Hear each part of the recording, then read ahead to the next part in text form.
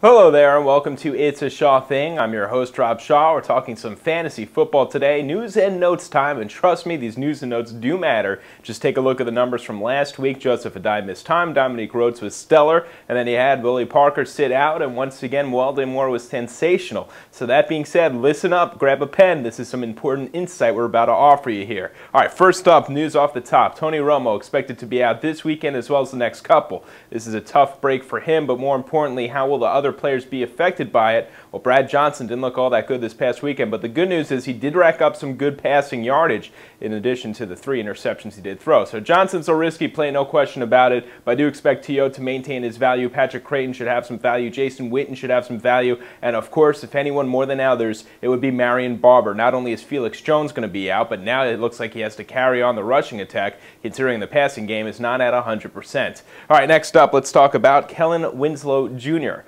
Apparently the man wasn't too happy because he didn't get a visit from his general manager when he was in the hospital with a staph infection. That being said, Kellen Winslow will be suspended because he ripped him in the press, and that's a big no-no for the Cleveland Browns. You can have a poor effort on the field, but once you start criticizing each other in the locker room, apparently there's an issue there. So Kellen Winslow will not be playing this weekend. Look for other players such as Visanthe Shonko over for Minnesota Vikings. Zach Miller for Oakland has been good. Owen Daniels with Houston has been sensational. You're going to have to rely on some of those other options until Winslow returns from his suspension, which again is just 1 week.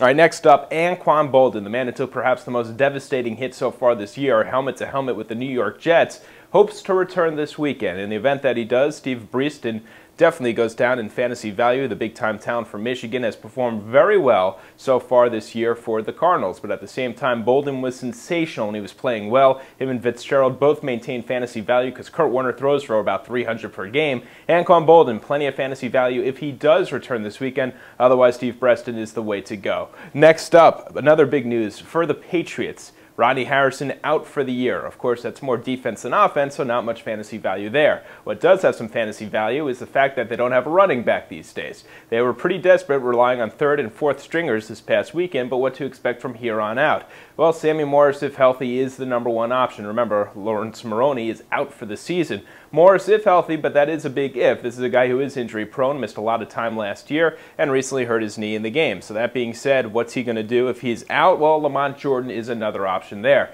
Those are the 2 guys to know for the Patriots, but keep in mind, if they're both injured, you're going to have to accept the 3rd and 4th string players on that team. Belichick manages to maintain value for those players, even with everyone else injured. Next up, Larry Johnson for the Kansas City Chiefs just served his 1-game suspension, but wait, there may be more, and in the event that the NFL does not suspend him, it appears Herm Edwards has no problem benching him. Larry Johnson, of course, is the big-time player, had over 1,700 rushing yards for 2 years in a row before injuries hurt him last season. This time around, he's been complaining every week, it seems. He did have a couple of great performances, but the last time he was out on the field, 7 rushes for 2 yards. That's unfortunately a memory that I hold with me, and it's not a good one of Larry Johnson. But wait, it gets worse. Apparently, allegedly, he is throwing drinks on patrons at bars or nightclubs, what have you. Apparently he did to a girl and then assured her that her boyfriend would be killed by him. Now, there's a chance that the NFL might do some damage here and might choose to suspend them themselves. Of course, the police are investigating all of this. So there's more to be coming your way, no doubt about it. But Herm Edwards did hint at the idea that he'd have no problem benching this guy, so that's something to consider. I'd like to mention all the other guys like Colby Smith and Jamal Charles for Kansas City, but unfortunately their running attack, passing attack, and everything else on that team does not have any fantasy value. Next up, let's talk about Jaguars.